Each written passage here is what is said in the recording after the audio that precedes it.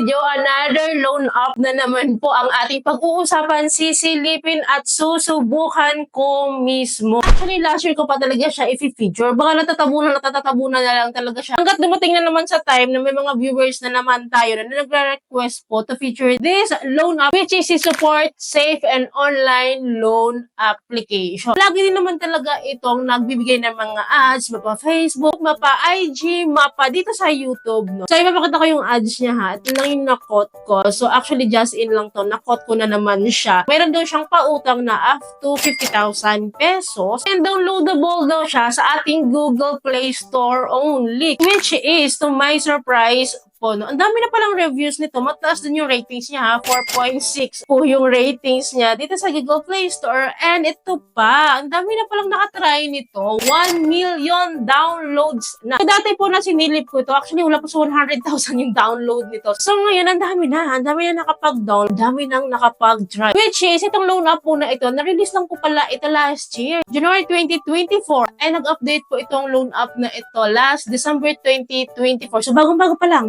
Bago lang yung update niya. Since ito ay medyo ka-update lang ng loan up na ito, pasukin ulit natin kasi madami din naman chika dito regarding this loan up. Mamaya i-share ko sa inyo. Well, as usual, bago po natin tina-download yung app, binibisita muna natin sa SEC website kung siya po ba ay naka-register sa list of recorded online lending platform. Kasi po itong si Support Loan Up po, no? So, under po kasi siya kay Excellent Era Lending Service Corporation. So, binisit ko po yung ating SEC website at wala po siya doon. Hindi po siya naka-register and medyo red flag kapag ganun. Medyo scary yung ganun, hindi naka-register, no? But tinignan ko po itong sa Excellent Era Lending Service Corporation sa list of lending companies. Nandoon naman po siya, naka-register siya. So, hindi lang po talaga siya nakalista sa list of recorded online lending platform, which is, ito kasi ay considered na online loan app. Dapat naman talaga naka-register kung gusto naman talaga nilang masabi na legit sila since ang dami na nag-download nito, ha. 1 million plus download. Well, for your sake, mag-update tayo ng application dito. Mag-try ako dito and let's see what will happen. Kasi ang claims pala nito, parang nag-auto-disburse siya. Kahit hindi mo i-confirm yung loan, is makakapangutang ka na daw dito kasi nga auto-disburse siya. So, malalaman natin yan. Kaya kailangan ko siyang i-download ngayon and then i-open po natin tong app po na ito. So, here po may notice regarding collection of user data. It involves the privacy policy. So, I need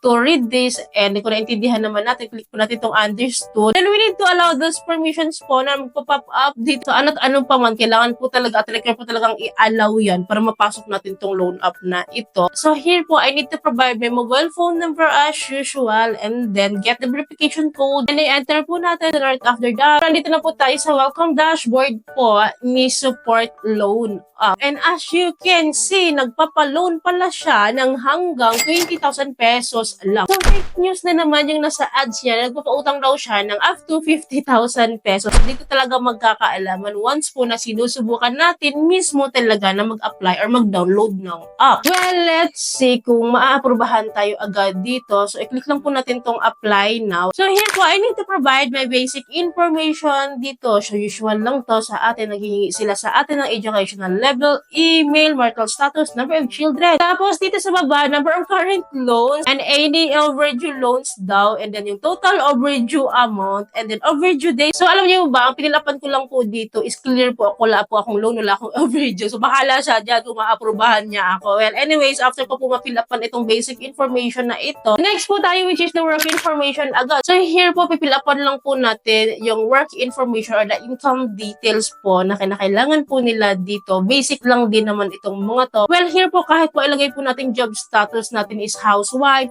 student, kailangan pa rin po natin mag-provide ng industry, company name, ganyan po, mga company address, saka mga ibang details po dito. So, sinabi ko lang dyan sa company name na, sa address din, nandun yung nilagay ko. Well, tayo na pong bahalang fill up sa portion po na ito. So, after filling up the work information po, is the ID information naman po. So, here po, I need to take a photo of my ID. Wala pong nakalagay dito kung ano po yung mga IDs po na tinatanggap nila. Basta kung may ID ka dyan, picturean mo at madedetect na po nila yun kung anong ID. But, ang preferred po nila dito usually is government ID po. And after ko po mapicturean po yung aking ID po, nag-auto-fill up po yung aking ID number, birth of date, and i-fill up po na lang po dito yung gender. Then right after this one is the facial verification po. Magkakaroon tayo ng facial shot dito. So selfie-selfie lang tayo dito. And then right after that is the contact information na po. So din na lang tatlo na hinihingi nila. Hindi nakakapagod ng fill up, diba? Kapag 5 patas yung hinihingi po nila. So fill upan lang po natin to at magda-direct it po siya sa ating phone book list. Kaya dapat i-ready natin lagi yung mga contact information natin. And of course, i-inform po natin yung mga contact info natin na baka kasi tawagan sila. Then after the contact information naman is the withdrawal methods na or the withdrawal info na. So here po, pipili po tayo kung e-wallet ba or bank account ba. If ever po na ma-approve po tayo dito. After po natin ma-fill upan tong detalye na nandito. So next po tayo na nakalagay dito na congratulations, you have finished all the certifications. So I need to click the apply now button para makita ko yung kanilang approval amount ko. So click lang natin. Agad-agad naman may offer po ako na available credit po na 1,500 pesos. So usually talaga kapag first time pa lang po talaga natin, mababang loan offer lang po talaga ibibigay sa atin. Huwag po tayong mag-expect na hindi porkat sinabi niya na makakapangutang tayo ng up to 20,000 pesos is yun na po talaga yung ibibigay sa atin. So just like this, dito natin malalaman sa dulo ng application kung magkano po talaga yung loan offer, yung final loan offer natin dito. So meron silang binigay sa akin na 1,500 pesos and ang matatanggap ko na lang daw po is 930 pesos. This is because of the service fee na binabawas po nila worth 570 pesos. Ima-minus natin yan sa 1,500 kaya nga po ang matatanggap ko na lang is 930